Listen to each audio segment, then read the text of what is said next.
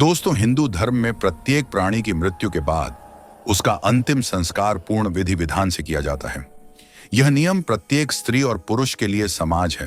परंतु दोस्तों, जब किसी बच्चे या गर्भवती महिला की मृत्यु होती है तो उनके अंतिम संस्कार की विधि किसी सामान्य मृतक से अलग होती है और इस विषय पर गरुड़ पुराण के 10वें अध्याय में विस्तार से बताया गया है।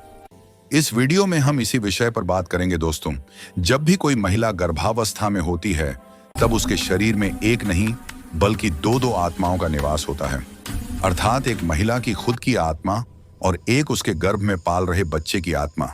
ऐसे में अगर किसी गर्भवती महिला की मृत्यु हो जाए तो सबसे पहले बच्चे को महिला के पेट से क्या कर निकाल लेना चाहिए, क्योंकि माता की मृत्यु के बाद उसके गर्भ में पाल रहे बच्चे की भी मृत्यु कुछ डर में हो जाती है।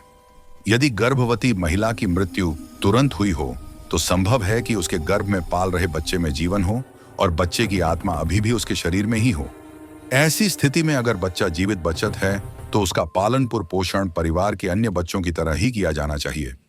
और अगर बच्चा अमृत निकले तो उसका अंतिम संस्कार कैसे किया जाता है वो भी इस वीडियो में आगे जानेंगे।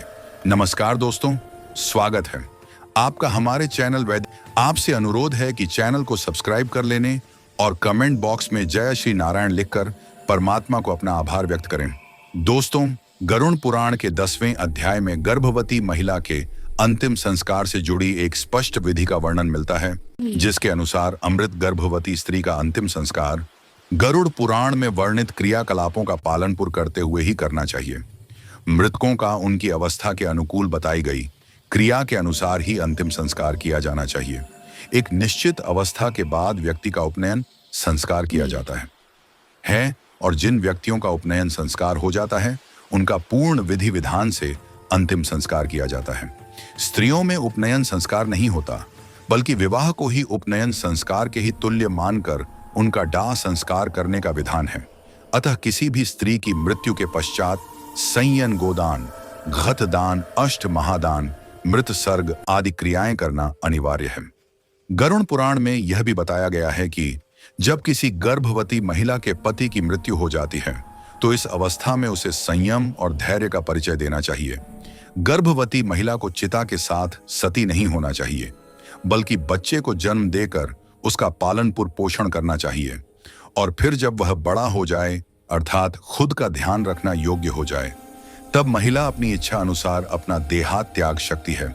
परंतु दोस्तों, कालांतर में सती प्रथम का अंत हो चुका है और यह प्रथम कहानी भी देखने को नहीं मिलती। इन सब के अलावा गरुड़ पुराण यह भी बताया गया है कि नवजात शिशु अर्थात अल्प आयु में मृत्यु को प्राप्त होने वाले जीव जिन्होंने अभी कुछ भी धर्म नहीं किया होता है, ऐसे जीवों के करने पर होने वाली अंतिम क्रिया भी कम ही होनी चाहिए। इसलिए उनकी अंतिम क्रिया में दाह संस्कार करने का विधान नहीं है, बल्कि जमीन में गड्ढा खोदकर रीति रिवाज के साथ दफनाने का विधान है। अमृत शिशु के मुंह में तुलसी के पेट के अलावा चांदी या सोने का कुछ अंश डाला जाता है। फिर नहला धुलाकर उन्हें नए श्वेत वस्त्र पहनाए जाते हैं और फिर उचित स्थान पर दफन दिया जाता है। ऐसा नवजात शिशुओं से लेकर 8 वर्ष तक के अमृत बच्चों के साथ किया जाता है। हिंदू धर्म में बताया गया है कि इसी उम्र के बाद बच्चे उपनयन अवस्था में पहुंचने हैं और इस अवस्था से पहले करने वाले बच्चों को अग्नि से पवित्र होने की कोई आवश्यकता नहीं होती। इस अवस्था से पहले बच्चे पाप रहित होते हैं। दोस्तों, यही कारण है कि इस अवस्था पहुंचने से पहले बच्चों को जानू भी नहीं पहनाया जाता। वहीं 8 वर्ष से अधिक आयु वाले बच्चों के लिए दाह संस्कार करने का प्रावधान है और ये क्रिया तब तक संपूर्ण नहीं मानी जाती जब तक उसे अमृत बच्चे के अंतिम संस्कार के पश्चात उसकी अस्थियों को गंगा में विसर्जित नहीं कर दिया जाता। इसी के साथ गर्भवती महिला की मृत्यु के पश्चात मां के गर्भ से निकले अमृत नवजात शिशु के वो को दूध में बहाने की बात भी कही गई है।